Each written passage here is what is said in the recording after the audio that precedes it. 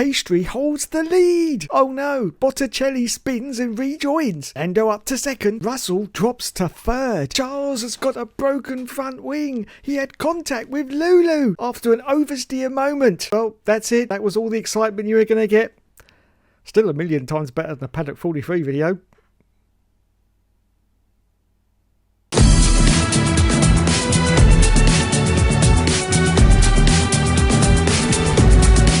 Hello everyone and welcome back to another video, and yes, it was the Chinese Grand Prix, and unfortunately it was business as usual as we return to a 5 out of 10 Grand Prix, as to be said. There was quite a bit of action going on, but throughout the whole entirety of the race it wasn't very exciting indeed, was it? So, off from the line, Oscar's Pastry held the lead, and then Lando managed to get up into second position as George and the Russell dropped down to third place.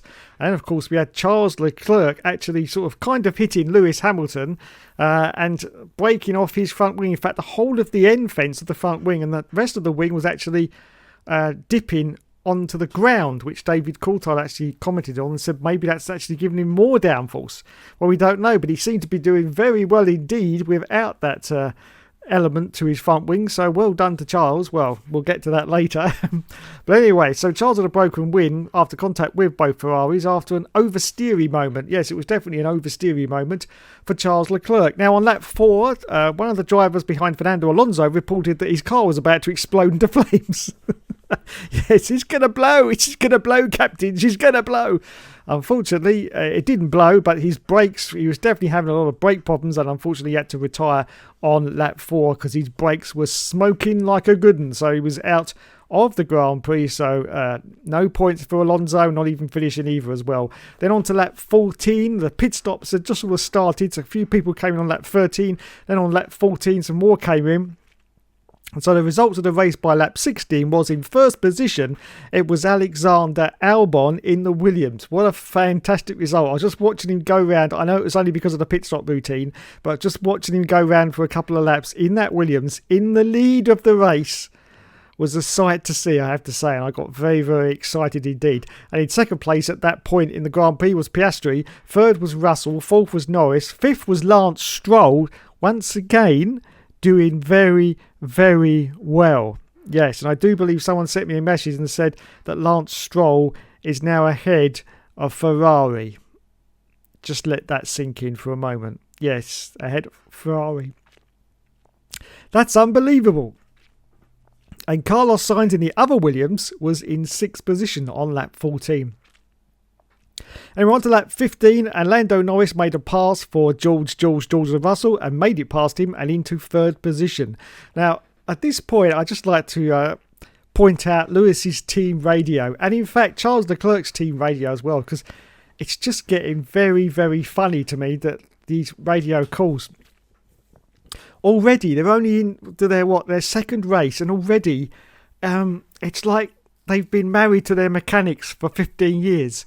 You know the point in the marriage where the love went 5 years ago, and then 5 years after that you went into apathy. Now that's gone, and now you've just got mutual hatred of each other for another 5 years, and that's the sort of point in the marriage that they've come to after just 2 races. It's unbelievable. I mean, Charles Leclerc had the best comment back when his engineer said something, and he went, "Yes. You've told me that 15 times now."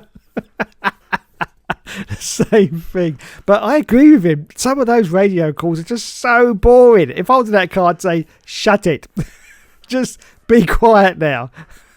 Otherwise, I'm putting you on the naughty step. Just be quiet. Stop going on about." I mean, I think it was one of the other teams actually. Yes, it was to Lando, wasn't it? One of the actual team managers. He said, "Oh, there could be a chance of a half." Degree of rain in the next 5 laps or whatever, and half a degree is basically just a little tiny drizzle. I mean, why would you even bother communicating that? It just makes no sense.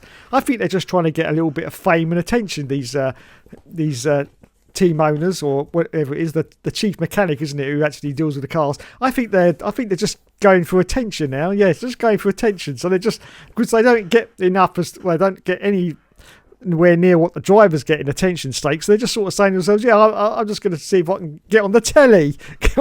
So they just come out with this banal statements that the drivers don't really give two shits about because, you know, they're driving the car. They're driving the car. So, yes. But yeah, it's just really, really funny to me. The Ferrari already, I say they've reached that point of just total disgust for each other. It's just brilliant. After just two rounds as well, just 2 rounds.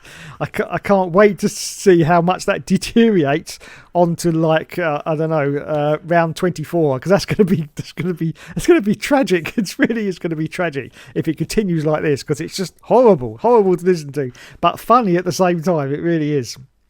So anyway, we moved on to lap 33, and the scores on the doors at that point was Piastri in first place, Norris was in second, George Russell was in third, Charles Leclerc was in fourth, Hamilton in fifth, and Verstappen was up into sixth place. Now, I'd like to talk about Verstappen for a moment because he was pretty much nowhere in that race, and I do believe Red Bull are in serious trouble. Let's face it, without Verstappen in that team, they'd be absolutely knackered, wouldn't they? Because at the moment, they haven't got another driver who's getting anywhere near, I'll get to that in a minute as well, but they haven't got another driver who's getting anywhere near Verstappen purely because he's Max Verstappen. He's dragging that car up into the points, but that's purely because it's Max, because no other driver is capable of getting anywhere near him, even his own teammate. So that is all down to Max, and you've got to give Max a clap for that because he's doing very, very well. But that car is looking very worrying indeed. Very worrying indeed.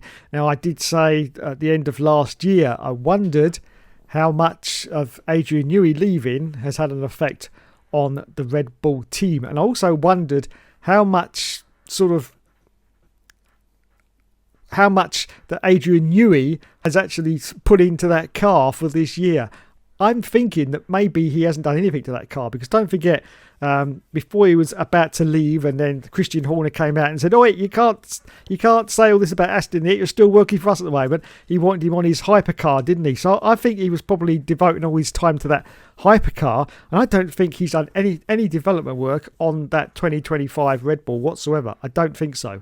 So if that's the case, you can clearly see in the results that car is sadly missing Adrian Newey. It really is. Now, I hope they'll pull it together, because I know I said I didn't want dominance, but I didn't want a reverse of that, and to see Red Bull halfway down the field. There's a lot of problems going on, just not with Red Bull, but also their sister team as well. It's just not looking good for any of these drivers at the moment. It really isn't. And they need to sort their act together, otherwise they could be in real trouble at about the half distance point of the season. Anyway, we accelerated to lap 40, and at that point we had Piastri still in the lead, Norris in second, Russell in third, Leclerc in fourth place, Verstappen has got up to fifth position, and Hamilton was in sixth position. Yes, then on lap 47, Yuki Tsunoda got some wing damage. It was quite bizarre. If you watched it going down the straight, the wing just kind of collapsed. It didn't have any contact with another car. It just literally collapsed. So unfortunately, Yuki Tsunoda had to come in for a pit stop, which put him well out of the points. I think he was on for some points before that happened. So once again, the curse of the Red Bulls and the racing bulls, all four of those cars, has happened again.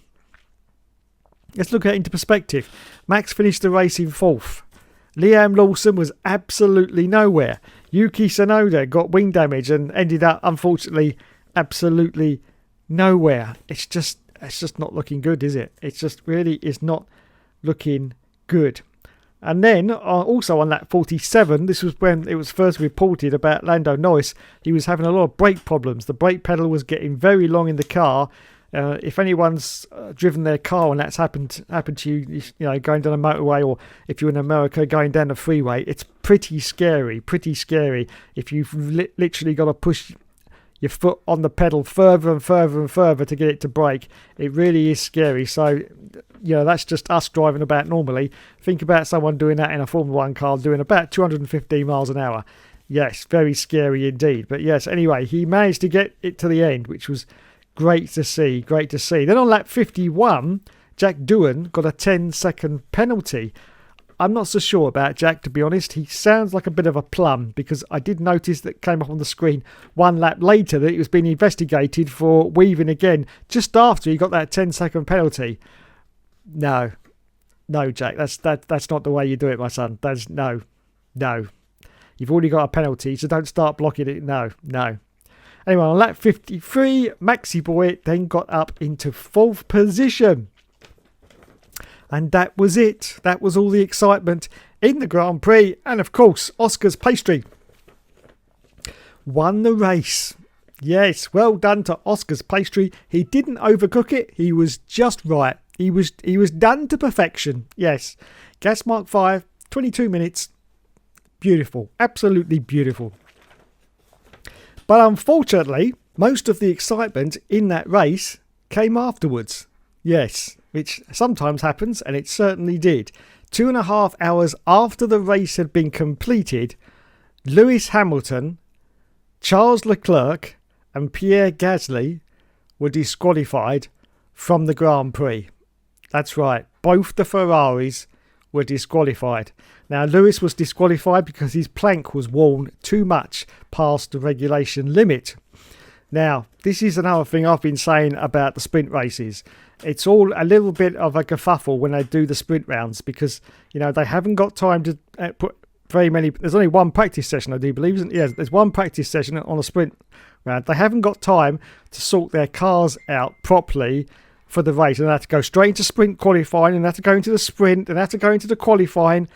Mistakes are going to happen. This is why I'm not a fan of the sprints. I would prefer it just to stay as it is. Now, if they want to do sprints for 6 rounds of the championship, why don't they do it with the F2 cars? I'm not suggesting that the F1 drivers drive the F2 cars, but no, have it as a sort of showcase for the F2 drivers for 6 rounds of the championship. Have them do the sprint round. It would really showcase these up and coming drivers, because it would actually get television coverage, which the F2 really doesn't get a lot of, does it? But it would get definitely television coverage. So why don't they just do it with the F2 and leave the F1 alone and just let the F1 get on with it? Because it doesn't need these sprint rounds. It really doesn't. It's just, you know, I've said before, I just think it's a gimmick. And so, yeah, I'd say give it to the F2 drivers and let them have a go. Get a little bit of telly coverage, and it's all good, all good. So, yeah, some mistakes can be made because they haven't really got enough time. So, Lewis was out because his plank was worn out. And Charles Leclerc and Pierre Gasly were disqualified because they were both below the minimum weight regulation by the FIA, which once again could have been due to the fact that they were, you know, trying to get things prepared and ready and having all these sprint sessions and what have you. That, you know, that's my opinion anyway. I'm probably completely wrong, but that's just my opinion. I just think that the sprint round is just unnecessary. And give it to the F2 drivers. Give it to the F2 drivers. Give them a bit of a showcase. That's what I say. Get them on the telly. Get them on the telly. That's what we need. That's what we need. So because of that, we have an amended race result for China. I did give a race result in the in a shorts video, but obviously that's now been amended. So let's do the results now, because this is very, very important. So the winner of the race was still, of course, Oscar's Pastry. Second place went to Lando Norris. George Russell, 3rd position. 4th place went Max Verstappen, of course. And Esty Bestie got 5th place and 10 World Championship points in that Hus car. Great result for him. Kimi Antonelli was in 6th place. He got 8 points in the Mercedes. Alexander Albon in the Williams got 6 points. 6 points. He had a very, very feisty radio call as well, didn't he? Well done to Alexander Albon. Yes. Just tell all these engineers to shut up. In 8th place was Oliver Behrman. He got 4 points in the Hus Ferrari. Once again, both those Husses doing very well and getting those tail end points. And Lance Stroll, everyone. I can't believe I'm saying this. Because of the 3 cars, or at least 2 of the cars, I can't remember where Pierre Gasly was, but at least because of both the Ferraris going out, Lance Stroll got 2 points in that race. 2 points for the Aston Martin. Well done, Lance. Well done. I have to say, well done to Lance Stroll. This is a driver who doesn't want to drive in Formula 1. No, he doesn't want to drive in Formula 1, but he has to because his dad owns the team. He wants to be a professional tennis player. Has done for the last 5 years. but he's stuck. He's stuck now because he tried Formula One and said, "Oh, I don't mind this," but as the years have gone on, he now doesn't like it and he wants to do tennis, but he can't because his dad owns the team and his dad says, "No, be quiet, get on with the job, be quiet." No, you're not gonna be successful being a tennis pro. So get those ideas out of your head. Just do the Formula One, okay? Right. So he's stuck, but he's got 2 points. And congratulations to Carlos Sainz. He got a point in the Williams as well. Congratulations to him. So the cars just outside the World Championship points. Of course, with 3 cars out, this would have been an ideal opportunity for some of the rookies to get some points. Unfortunately, it hasn't quite gone that way. I think only Antonelli has got points, hasn't he, as a rookie? Yes, he has. None of the others are. So in 11th place, it was Isaac Hajar. Well, definitely better than what he did last week anyway. So well done to him. And finishing in 12th position now was Liam Lawson. He was in 15th place, of course, before all 3 of those cars were disqualified. So he's now gone up into 12th, which makes it look like, oh, he didn't do too bad. But let's put it into perspective. Before those 3 cars were disqualified, he ended up in 15th place. Now, last week he was 20th, so he has improved by 5 positions. But is that really a good thing? I'm not so sure. And there are already rumours, which I can't substantiate because they are just rumours, that he could be replaced as early as the next Grand Prix in 2 weeks in Japan. That's the rumours. I don't know whether it's true or not, so I'm not going to say it is because I don't know, but that's the rumours. He could be replaced as early as Japan. Now, Helmut Marko said he was going to give him 3 races. Looks like he hasn't even done that, to be honest. But we will see. Liam could be there in Japan, we don't know. 13th place went to Jack Doohan in the Alpine Renault. 14th for Gabriele Bortoleto in the Kick Sauber Ferrari. Nico Hulkenberg was 15th place, just behind him. And Yuki Tsunoda, unfortunately, due to that exploding aliens come out of the sky and threw a laser gun at his front wing. I don't know what happened there. He ended up in 16th place. Fernando Alonso, of course, did not finish because he had that brake problem. And disqualified was Charles Leclerc, Lewis Hamilton, and Pierre Gasly. Ah. Poor Lulu. Poor Lulu. Poor Lulu. Poor Lulu. Poor Lulu. I love Lulu. Anyway, so that means we now have a different championship standings as well. So let's go straight into that. So at the moment, after China, after the amended China, Lando Norris is still in the lead with 44 points. But now Max Verstappen is right up to Jack Jones. Well, very close anyway, with 36 points. George Russell is in 3rd place with 35. Oscar's Pastry is in 4th position with 34. Kimi Antonelli's in 5th place. The best of the rookies, it has to be said, with 22 points. Alexander Albon is there at Williams, 16 points now. 16 points.